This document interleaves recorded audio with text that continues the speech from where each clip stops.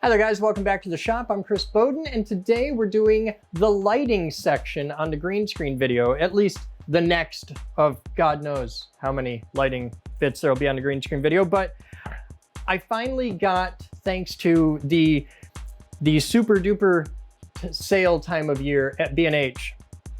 If you're looking to get camera stuff, lighting stuff, B&H is a really good place to go. It's where I've bought all my gear for years. And around this time of year, they start doing rolling Black Friday sales. And if you wait, like if you pick out a thing you want, you wait, it's probably gonna go on sale. So I got cheap video lights because cheap lights are better than no lights, and I'm low budget. So I got these, and this is gonna be the master overhead lights for the green screen setup. I need way more than I got, but you piece at a time, just piece at a time. It's how you eat an elephant. So I figured I'd take a minute and show you guys what we're doing here and some of the hacks that I'm doing, especially one big damn hack that I'm doing, because when you buy these, they come with stuff, accoutrement. We don't need that. All right, so we've got a pair of power supplies. These are 1.2 amps, 15 volts. 15, that's a weird one. Okay, I was expecting 12, but okay. They come with a pair. Oh, it's a bag in a bag. All right, I need that. So there's three main types of tripodal stands in the AV world, at least that I come across. There's camera tripods, which are anywhere from very lightweight little toys to small but super skookum like this one. I love this little thing. That's my backpack tripod, but it spends more time in the shop. To like a medium weight tripod, like I'd still count this as kind of a lightweight. No, that's a medium weight. This is a medium weight tripod. Like this. This is a really good one. This is the Vanguard Ultra Pro 263AT.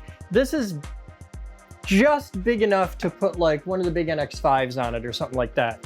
That's my standard for medium weight, heavyweight. If it's a lightweight tripod, you don't want to put anything, you know, bigger than a little DSC 100 on it. But for heavy stuff, the big cameras, they can sit on this and it's probably okay, but I'm a little nervous that somebody's gonna kick it over, because that never happens. And so that's your camera world. There's speaker stands, which are frequently tripods, and those get huge. Those get super beefy. And they make big, beefy camera tripods too, like Bogen makes a million of them. That's where you get up into professional film and video.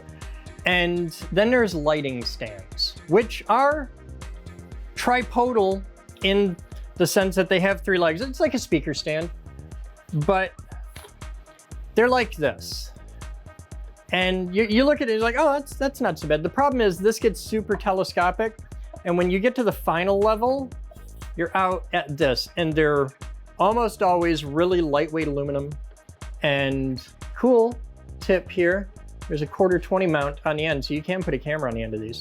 And I have, but they're tippy, they're super lightweight. This is like all you're holding is a light, so it's fine. I hate using these and avoid it whenever possible. I strongly prefer mounted rigs. I don't like stuff on stands. That camera's on a rig, this camera's on a robot. It's my helper camera. And the overhead camera is on a built-in rig made out of Unistrut and all that. So I try to avoid the crappy camera stands. So what I like, and we're gonna get into that, is fixture mounted stuff, and I'll show you that in a second. But first, let's get a look at the lights. We'll take these right out of here. Got the manuals for them. It's a nice case.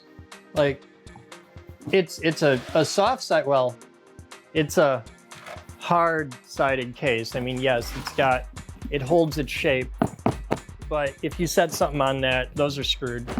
So my idea of a hard-sided case is like plywood.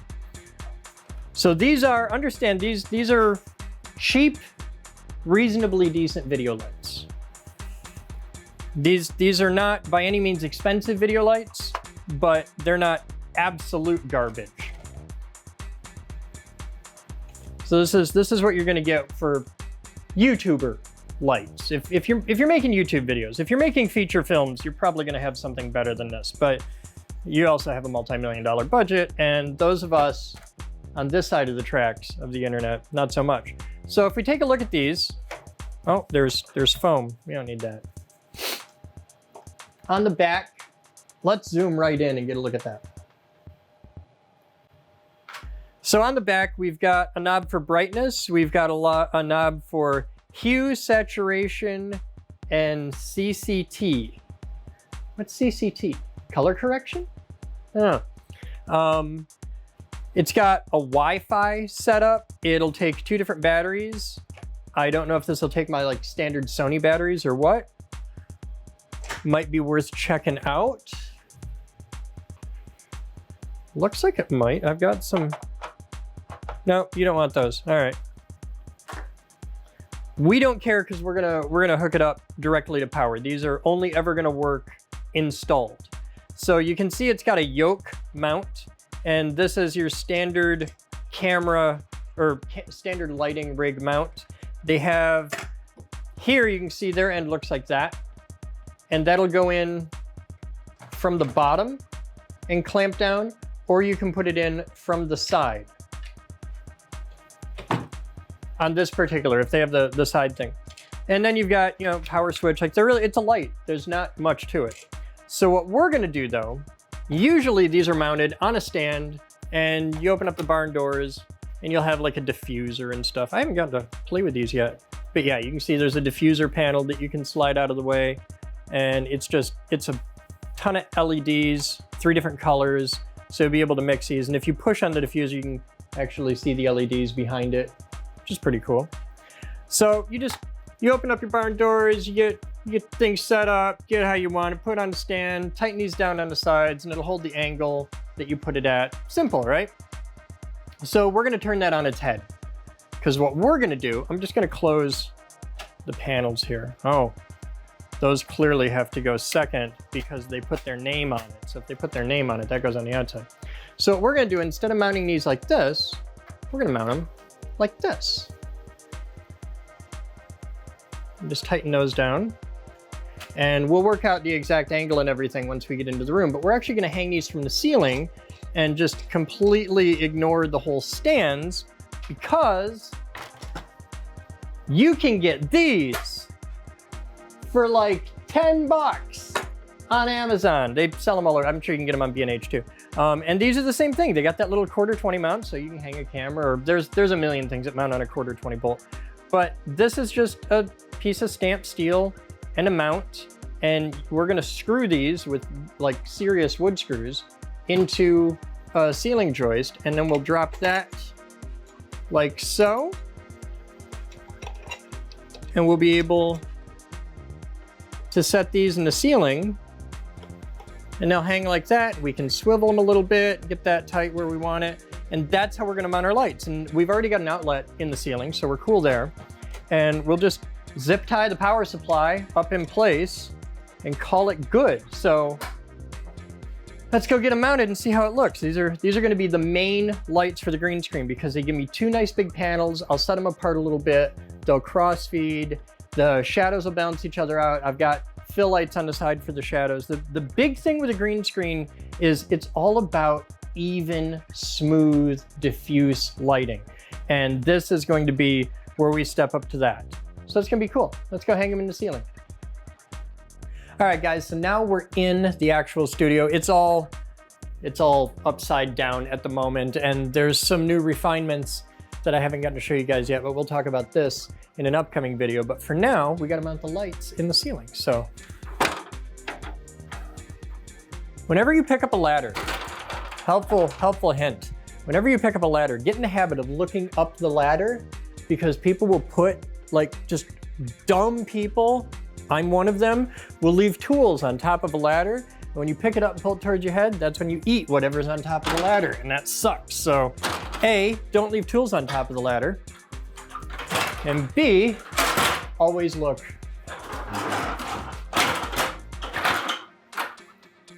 Check it, we're good. Okay, so I got 4 just standard like decking construction screws, T25 Torx. I added a washer to them because the hole was a little big in these, but this washer just handles it just fine.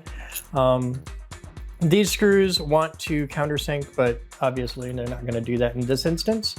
So we're going to go up and take this with us and drill our holes. Maybe I can do this all in one, probably not. This is one of those things where you're going to be up and down a ladder a few times. Hey look, tools on top of a ladder. See, that's how this works. All right, so we know that our center line is right about here because it's that black line on the wall. And we want to be balanced reasonably, but this isn't exact science. I also want to have about a 45-degree angle. So I'm gonna, and I'm gonna stand there. So we're gonna move, we're gonna be back to about here, I think is where we're gonna be firing from. Yeah, I think that'll be all right. So there's our first trip up and down the ladder. Set these aside a minute. Let's get everything lined up because once I put these in the ceiling, that's where they are. So we're gonna move the extra lights out of the way. All right, told you about those horrible tippy light stands. Same things. They're ubiquitous.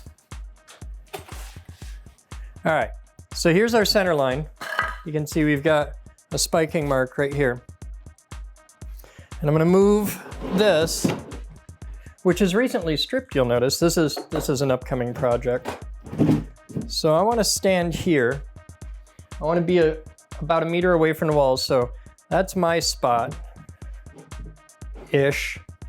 So I want my lights from this point to be at about a 45. So I'm gonna be shooting right there, which is right about, yeah. So I'm gonna grab those two. I'm gonna go out to the side, one stud, because this one's just about right over my head.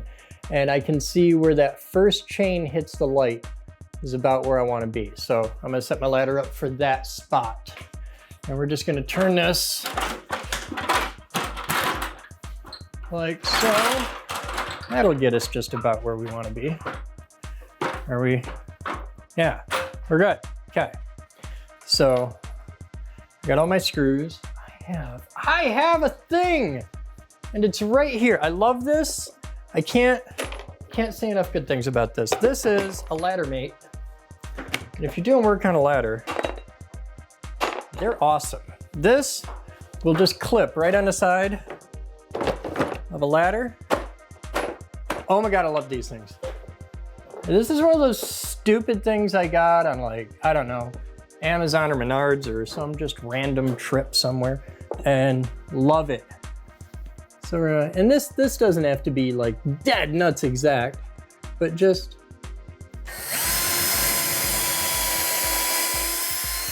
have a solid idea where you're heading. Try to get them eyeball close enough.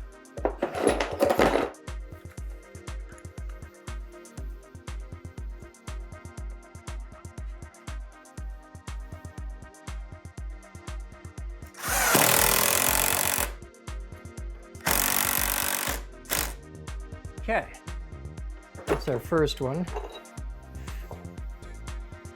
Drill the hole first. All right. Now this is going to be crowding the side of the thing. That looks about right.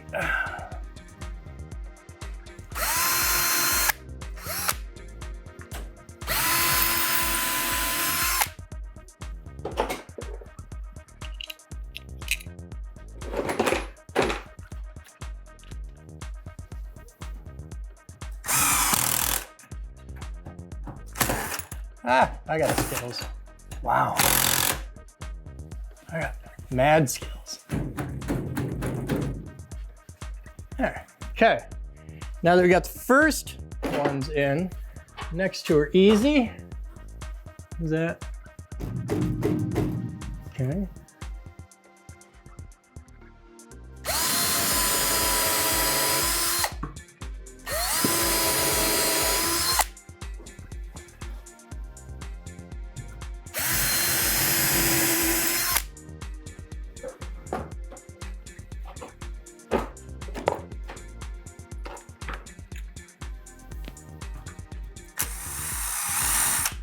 If I can find a hole, there we go.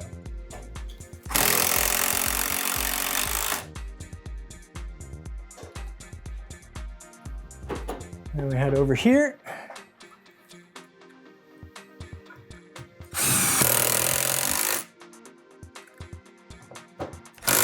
Snug those down just enough to deform the washers a little bit. All right, our light mounts are in, and we bring our tools down with us. So mounting the lights is super easy.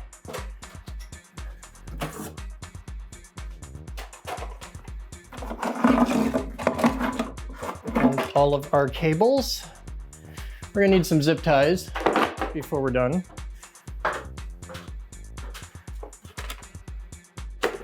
But this will get us started. First thing we do is just hang the light.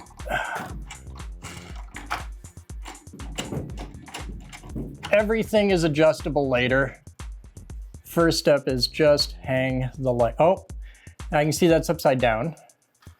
So we'll flip that right side up. Give it a bit of a kick down. I'm gonna leave that facing away from me for the moment, actually. You'll see why.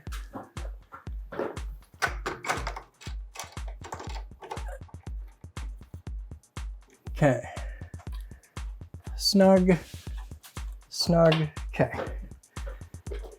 So this is gonna get all cleaned up with zip ties presently, but we'll start off with just letting everything hang loose because I wanna power them up and just check that nothing bursts into flames or just straight up explodes. So this way I can see where I'm looking. For the actual setup, I'll move my camera or move my ladder around to the other side, face that way, so I can get them aimed and everything. Because for that, I want to be behind the lights.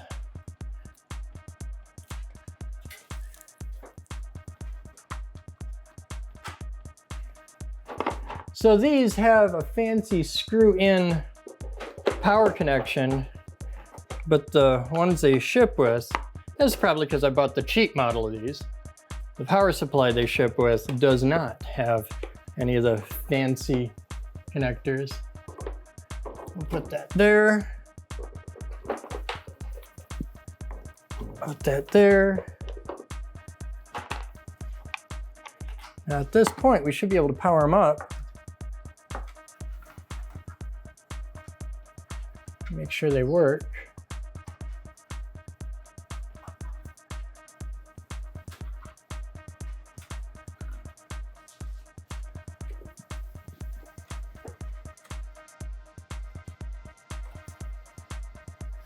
Oh. It's telling me something on the back. Battery adapter. Oh, that's the adapter. So.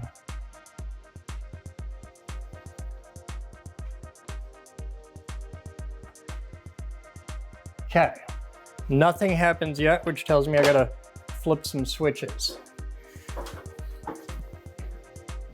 So let's turn the room lights off. Set lights on.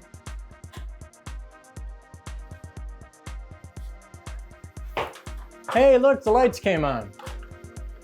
So we can, yep, CCT is our color temperature.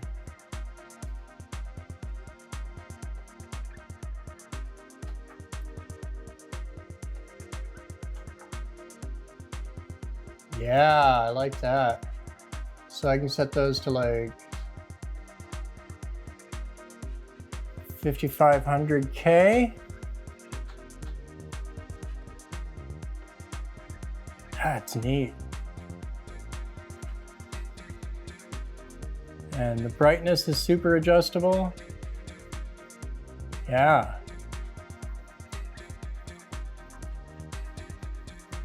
You can just dial them right in here. It's a really slow adjustment. You gotta turn a lot to get anywhere, but we'll just crank them both up to 100%.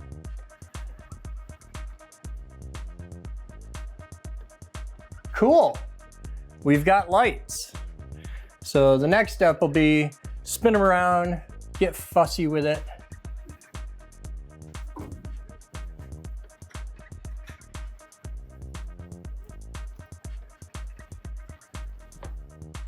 Get them roughly aimed where we want them.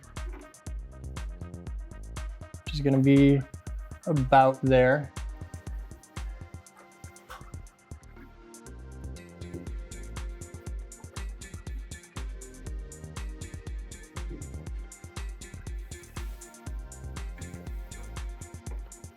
Cool.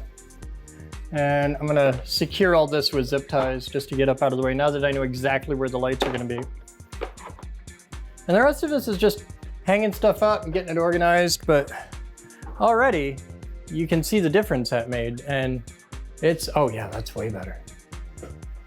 I wish they were bigger, I wish they were more powerful, and I wish I had about 5 more of them, but it's a good start. So beyond this, it's all super individual to what you're doing in your space, and everything's gonna be different. But for me, for my initial main lights, and I've got more that I'm gonna mount as we go. I'm just gonna keep adding to the system until I've got it really balanced and exactly where I want it. But this is the basics of it. You want them out away from the person at about 45, and you need fill lights behind. You have to balance everything out, because if I turn all these lights off, I'm just gonna have those lights. And even with the diffusion, you're still gonna get some shadows. And when those shadows hit here like that, see how I've got a bunch of different shadows? That's what you want. You don't want just one. And with anything this close to the wall, you'll see all the shadows. But when I'm out here, the shadows are out of the shot. There may be some stuff at the extreme edges, but you don't care about that because you're not gonna see that in the video. What you wanna get, the end result is you wanna have the idiot lit well, good enough for camera, in a way where you've got your 3 light rule, look it up. And you wanna have the background just washed with light to get rid of all the shadows. And if you do that, then you can start getting a decent key. And I also need to add a key light that'll come like a hair light from behind, and that'll come up there. So we'll get there, it's step by step. But that's where we are today. That's the initial lighting. I'll put links in the description for where you can get those on B&H. And I don't have like an affiliate thing with B&H or anything. It's just where I go to shop and they're good. And yeah, you can do some digging, see what works for you. There is an endless variety of lighting. These are the ones that I went with because they seem, from the other YouTubers I watch and from the friends that I have that make videos and stuff like that, these seem to be about the best bang for the buck once you step up into a professional level light. So check them out. Show me pics of your progress. By all means, if you're building a green screen stuff like this, post pictures, get into Discord. The links are below in the description. Send videos. I want to see what you're doing. I want to cheer you on because I think it's super cool. Thank you guys for watching. Thanks for hanging out. And as always, I'll see you next time.